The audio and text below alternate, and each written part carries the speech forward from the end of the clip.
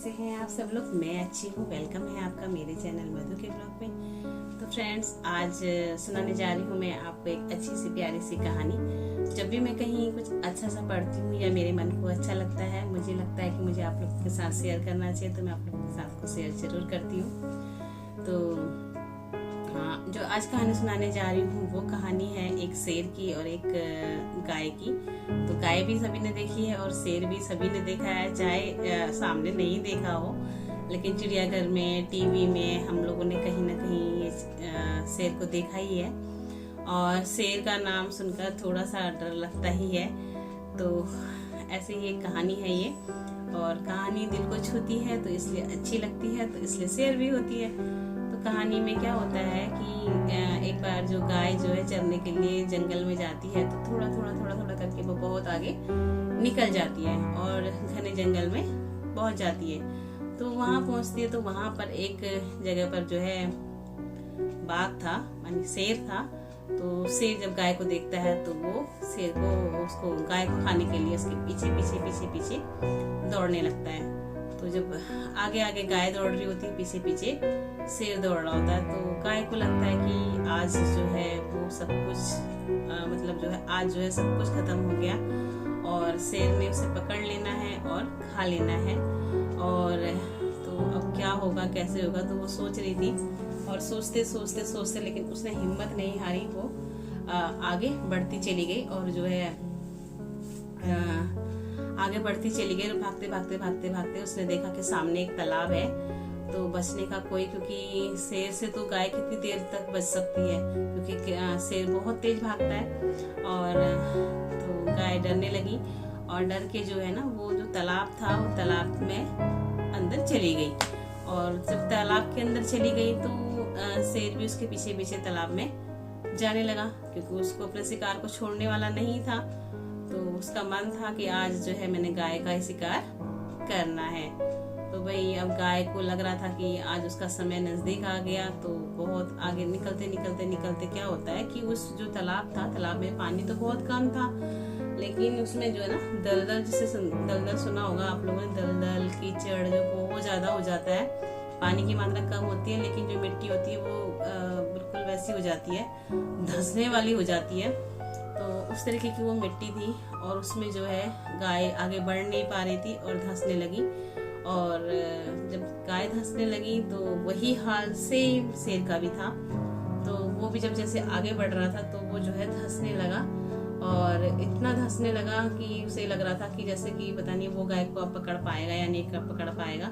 लेकिन उसे इस बात का सब्र था कि अगर मैं नहीं दौड़ पा रहा हूँ तो गाय भी नहीं दौड़ पा रही है, तो कैसे न कैसे करके मैं शिकार कर ही लूंगा गाय का। तो दोनों के दिमाग में कसमकस चल रही थी, और जो गाय और शेर में ज्यादा डिफरेंट नहीं रह गया था, लेकिन दोनों धंसे हुए थे। तो इसी वजह से आगे नहीं बढ़ पा रहे थे, बस यही था।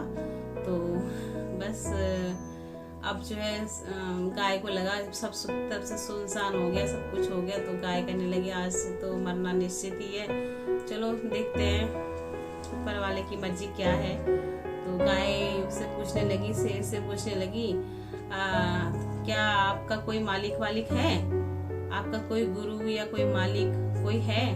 तो शेर बोलने लगा, मेरा कोई मालिक वालिक नहीं है, मैं तो अपना मालिक स्वयं हूँ, मैं जंगल का राजा हूँ और मेरे से बड़ा कौन है यहाँ पर। तो मुझे किसी की सहायता की कोई जरूरत नहीं है। तो बोलने लगा गाय से बोलने लगा शेर की, भाई तुम्हें ही सहायता की जरूरत होगी, क्योंकि मैं तो खुद ही इतना बलवान हूँ, इतना श्रेष्ठ हूँ, मुझे कभी किसी की कोई सहायता की कोई जरूरत नहीं है। तो गाय बोलती है, भाई अच्छा। तो उसने बोला, क्यों, तुम्हारा कोई है? तो उसने बोला, जिस तरीके से मैं फंसा हुआ हूँ इस तरीके से तुम भी फंसी हुई हो, तुम्हारा कौन है? तो गाय बोलने लगी, नहीं नहीं ऐसी बात नहीं है, आपका नहीं होगा कोई, लेकिन मेरा तो मालिक है। वो जब मैं शाम को मतलब घर नहीं पहुंचूंगी तो मुझे देखेगा कि मैं अपने उसमें नहीं हूँ, जगह पर नहीं हूँ, तो वो मुझे ढूंढता हुआ यहाँ तक पहुंच जाएगा और मुझे ले जाएगा। लेकिन तुम्हारा तो कोई है ही नहीं, तो तुम्हें कौन ले जाएगा? तो वो बोलने लगा, ऐसे कैसे ले जाएगा, कोई भी नहीं ले जाएगा। तो दोनों में बहस चलती है। तो गाय बोलती है, चलो तो फिर देख लेना। कौन ले जाता है कौन नहीं ले जाता है। तो वही हुआ, गाय का कहना बिल्कुल सही था। जब देखा कि वो गाय अपने खुर पे नहीं है, खुर पे, तो उसको लगा, ग्वाले को लगा कि यार हमारी गाय कहाँ चली गई, चलो मैं ढूंढ के लाता हूँ उसे जंगल से। और वो गाय को ढूंढता ढूंढता ढूंढता ढूंढता वो गाय को ढूंढता हुआ वहां पर तालाब के किनारे पे पहुंच गया, जहां पर उसने देखा कि जो गाय है वो धसी हुई है और साथ में कुछ दूरी पर शेर भी धसा हुआ है। तो उसको समझने में देर नहीं लगी और उसने अपनी गाय की तरफ को देखा और गाय ने अपने मालिक की तरफ को देखा। और तो गाय को अपने जीवन का एक जो उस टाइम पर ऐसा क्षण जो सोच रही थी कि अगर तो या तो मुझे शेर पकड़ लेगा, खा जाएगा, और या मैं इस दलदल में धस के मर जाऊंगी और किसी को पता नहीं चलेगा। तो वो तो उधेड़ बुन में चल रही थी गाय। तो अपने मालिक को देखने के बाद उसके चेहरे पर प्रसन्नता इतनी आ गई कि वो बहुत खुश हुई। और फिर जो है उसके मालिक ने पानी में गया और उसे खींचता हुआ बाहर ले आया। अब जो है शेर देखता रह गया। अब शेर को कौन छुड़ाए भाई? अगर शेर को कोई छुड़वाता तो वही वाली बात थी ना कि शेर को छुड़ाने के साथ ही वो उसे खा जाता। कौन खा जाता? शेर, दोनों को ही खा जाता। तो मालिक भी, जो उसका गाय का मालिक था वो भी, और जो गाय थी वो भी शेर की तरफ को देख रही थी कि अगर ये इस तरीके का प्राणी नहीं होता तो आज मेरा मालिक इसकी भी रक्षा कर लेता। तो इन सब चीजों से, और गाय को लेके चला गया उसका मालिक, और शेर वहीं का धंस के एक कुछ समय बाद मर गया। तो ये कहानी इसी तरीके से था कि घमंड जब होता है ना किसी इंसान को कि मैं तो सर्वोपरि हूँ, मेरे पर कोई भी नहीं है, मैं जो करूँगा वो बिल्कुल सही करूँगा, मुझे जीवन में किसी की आवश्यकता नहीं होगी, ऐसा कहना तो वाकई में ही घमंड। तो कहते हैं कि रावण का भी नहीं रहा, जो सर्वगुण संपन्न था, एक ब्राह्मण था, सब कुछ उसके पास, सभी शिक्षाएं थी, सभी कुछ उसके पास जीवन में था, लेकिन वही उसका घमंड ने ही उसका सारा जो जीवन का अंत कर दिया। तो हमें कभी भी नहीं घमंड करना चाहिए कि हमें पता नहीं किस समय पर किसकी आवश्यकता पड़ जाए, किसकी जरूरत पड़ जाए। कोई छोटा बड़ा कोई इस तरीके का कुछ नहीं होता, पता नहीं कब हमारे साथ देने वाला कोई आकर खड़ा हो जाए, भगवान किस रूप में आ जाए और हमें हमें जो नैया को पार लगा दें। तो वही गाय के साथ भी हुआ। गाय का जो भगवान रूपी जो उनका मालिक बनकर उस टाइम आया और उसने जो है गाय के प्राण बचा लिए, और जो अहंकार था उससे जो है फिर एक बार शेर का नाश हुआ। तो कैसी लगी आपको मेरी कहानी बताइएगा जरूर। और छोटी छोटी कहानियां मेरा मन करता है सुनाने के लिए, तो मैं इसी वजह से सुनाने लगती हूँ। और मेरा मन जब करता है कुछ शेयर करने को तो कर ही देती हूँ। तो बहुत सारी चीजें जीवन में भी बहुत कुछ होता है, उतार चढ़ाव चलते रहते हैं मन, और कभी इधर भटकता है कभी इधर भटकता है। तो हमें सारी चीजों को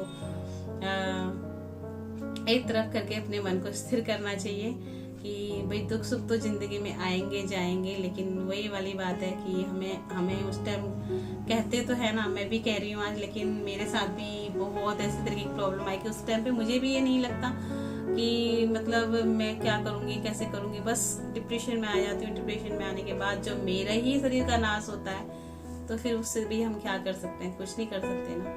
तो चलिए करते हैं आज की कहानी का यहीं पे एंड, फिर मिलते हैं एक अच्छी सी नई कहानी के साथ में। कुछ अपने बारे में बताने का कुछ रहेगा, क्योंकि कई लोग पूछते हैं आप कहाँ से हो, क्या हो, मतलब आपकी जन्मभूमि कहाँ है, क्योंकि बीच में मैंने उत्तराखंड के ब्लॉग भी डाले थे तो कई लोगों ने मुझसे इस बात के भी प्रश्न किए थे। तो ये सब चीजें चलती रहती हैं। तो आप लोग मुझसे जुड़ चुके हैं तो मैं अपने बारे में भी आपको बताऊंगी कि मेरा जीवन भी किस तरीके से इधर उधर डामाडोल में आ गई हूँ, यहाँ तक पहुँच गई हूँ। आप लोगों से मेरा कैसे जुड़ना हुआ, कैसे मैं यूट्यूब में आई, कैसे मेरा यहाँ तक का सफर तय हुआ, कभी आप लोगों के साथ शेयर करूंगी। तो आज तक के लिए यहीं तक ब्रेक करती हूँ, क्योंकि मेरे ब्लॉग हमेशा लंबे हो जाते हैं और फिर जो है मेरे को भी परेशानी होती है और आप लोगों को भी परेशानी होती है। तो ज़्यादा देर ना करके यहीं पे एंड करते हैं इसी के साथ। Okay, bye bye, good day, take care friend, bye bye.